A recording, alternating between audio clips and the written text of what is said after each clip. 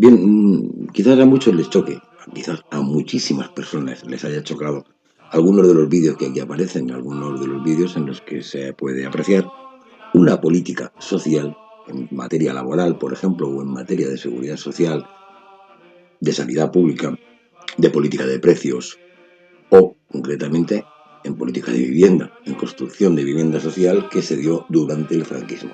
Eso chocará, naturalmente, a toda la gente joven, a toda la gente acostumbrada a escuchar constantemente la misma propaganda, la misma cantinela, pues ha tenido que ser un choque y me imagino que habrá muchísimas personas que habrán dicho, bueno, esto es propaganda, esto es mentira. Todo lo que se cuenta aquí en este vídeo es corroborable. Muchos de los que estáis escuchándome en estos momentos estoy seguro de que habéis vivido en una casa de esas con vuestros padres. En la España de los 40, cuando todo esto comienza, existían diferentes familias políticas que lideraban aquel régimen, el régimen del gobierno de Franco recién instaurado. No era un bloque monocolor. Todas estas familias políticas intentaban, digamos, ocupar la mayoría de los espacios políticos y sociales. En muchos casos eran familias políticas, como si dijéramos hoy día partidos políticos, pero no eran partidos políticos porque estaban prohibidos como tal, solo estaba el Movimiento Nacional, pero sí había grupos realmente que se llamaban a sí mismas familias políticas que estaban abiertamente enfrentadas entre sí, pero abiertamente enfrentadas entre sí, probablemente más enfrentadas realmente de lo que hoy están el Partido Popular o el Partido Socialista, que solamente aparentan estar enfrentados cuando realmente están absolutamente a favor, comparten y son correligionarios de la misma ideología. Aquellos no, en aquella época esos grupos políticos estaban en una guerra bastante fuerte. Bueno, hubo en alguna época incluso a haber tiros, eso os digo bastante, y muertos. Una de estas familias fue la Falange. La Falange que reproducía esta lucha, pero lo hizo en el campo de la arquitectura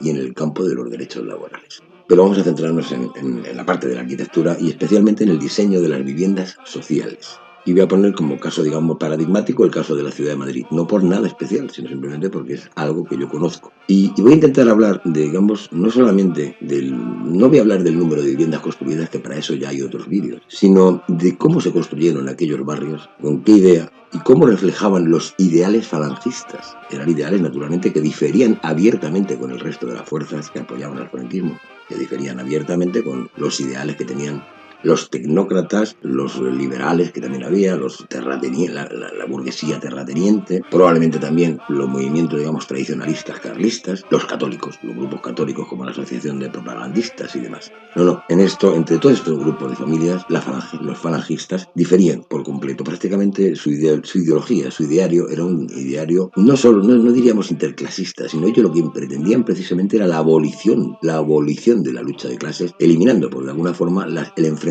entre las clases sociales. Se puede decir que los falangistas, para llevar a cabo esto, hicieron un gran trabajo y llegaron a contar en su nómina con algunos de los arquitectos más notables en el panorama arquitectónico, digamos, español. Gente que en sus obras reflejaban en muchos casos, pues, no sé, un principio, digamos, de retorno a conceptos anteriores a la revolución industrial. De esta forma, en el caso de que nos referimos, en el caso de Madrid, habría que empezar toda esta historia allá por el año 1938, cuando comienza esta historia.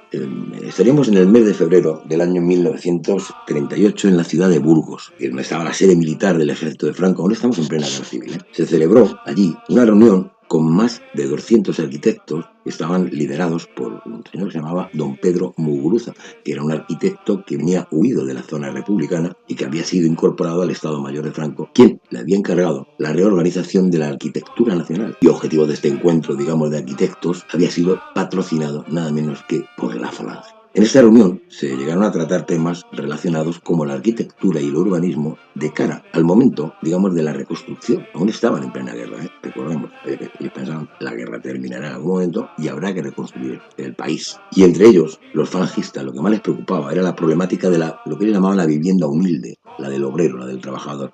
En las palabras, digamos, del discurso de clausura, el líder falangista Raimundo Fernández Cuesta, en aquellos tiempos, abogaba abiertamente por construir hogares, decía él, hogares frente a edificios. Es que esto parecía sería el discurso de un progre de hoy día, ¿no? Pero aquello era de verdad. La diferencia entre estos y los progres de hoy día, lo de hoy día son solamente palabras huecas. Esta gente lo que hicieron realmente fue eso. Y no ya edificios. Definían los principios y los valores que debían de regir la ciudad según el sueño, el ideario falangista. Hablaban de la ciudad del movimiento. Elementos que, digamos, que el falangismo integraría o intentaría, digamos, promover sin éxito, digamos. Es decir, al final no lo consiguieron del todo, porque el resto de las familias se oponían. Pero ellos, en su idea estaba que en la futura política del régimen del franquismo, porque ya digo, chocaban con otras familias políticas, no se llegan a construir barriadas obreras aisladas, que no es otra cosa que llevar, digamos, el problema de la diferenciación de clases a la arquitectura, sino construyendo edificios que parecieran tener la finalidad de hacer resaltar precisamente que esa diferencia ha desaparecido. El problema es que mientras que unos grupos de algunas familias políticas derechas que apoyaban al franquismo pretendían precisamente que por medio de la arquitectura se hiciera precisamente resaltar la diferencia de los seres que en ellas habitaban con respecto a los demás, es decir, quién vive en un barrio del extrarradio de las afueras de la ciudad, en un suburbio,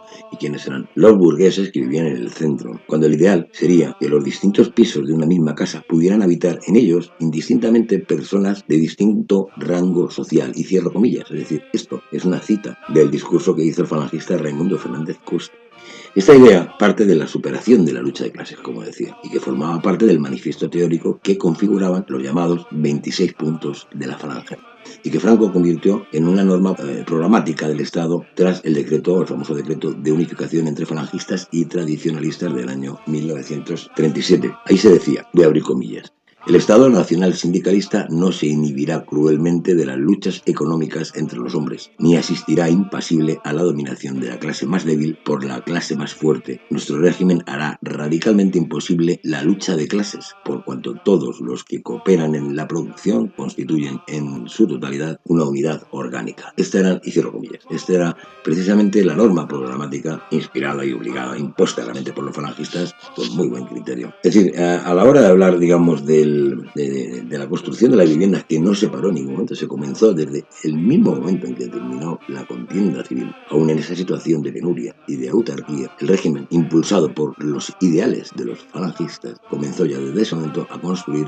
vivienda social. Los falangistas hoy lo llamaríamos unos comunistas radicales. Ellos querían acabar con la lucha de clases, pero acabar con la lucha de clases precisamente haciéndola imposible. Es decir, hablando de arquitectura, sobre lo que es el barrio ideal, estaba pensado precisamente en que se desaparecieran por completo las barreras de clase, las barreras clasistas, y en la familia como forma, digamos, de organización superior al individuo. Y aquí, y ya voy a terminar enseguida porque se me acaba el tiempo, aquí es donde encontraríamos la propuesta, digamos, más interesante y más radical que hizo la falange con respecto a la vivienda. Y abrí comillas. Decían los falangistas, con ese lenguaje peculiar suyo, decían: como arquitectos podemos hacer notar que hasta ahora se han construido barrios independientes y distintos para las diversas clases sociales que naturalmente fomentan y excitan en sí mismos la lucha de clases. Por eso, por lo que ahora queremos hacer barrios para gentes que se sientan y que estén unidas por un fin común, que los problemas que conlleva la separación física en barrios distintos en los que cada uno vive según la clase a la que pertenece, los ricos en los centros, los barrios lujosos, y los pobres en las zonas alejadas, en los suburbios, se superaría, evitando así que estos barrios, la existencia de estas separaciones forzadas de manera arquitectónica, favorecieran precisamente la propia lucha de clases, las opciones radicalizadas. Por eso afirmaban que la zonificación urbana es la tradición material de la lucha de clases, que es la que hay que desterrar, es decir, que desaparezca la lucha de clases, que no sea necesaria. En este momento, digamos, fue cuando el documento que elaboraron los falangistas también dejó claro cómo había de diseñarse ese plan de la vivienda.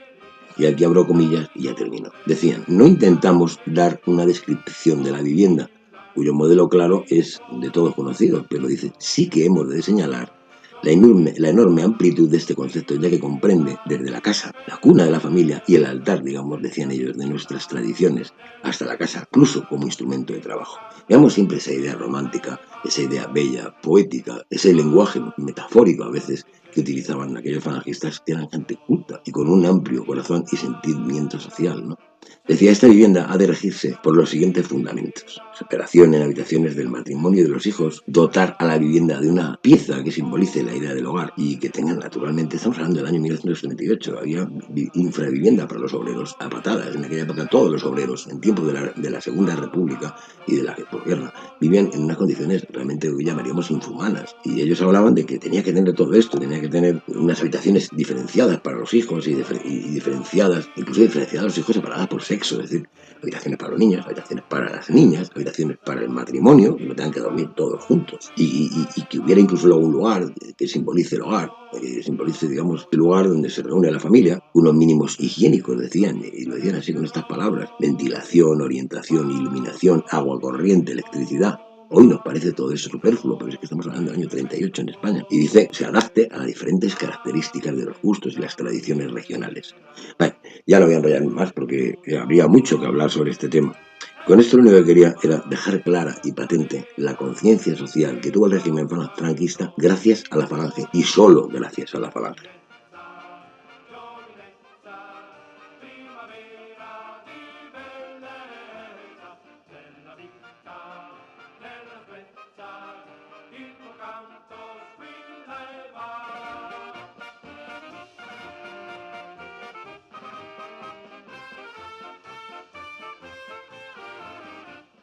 Nella vita, nella svezza, il tuo canto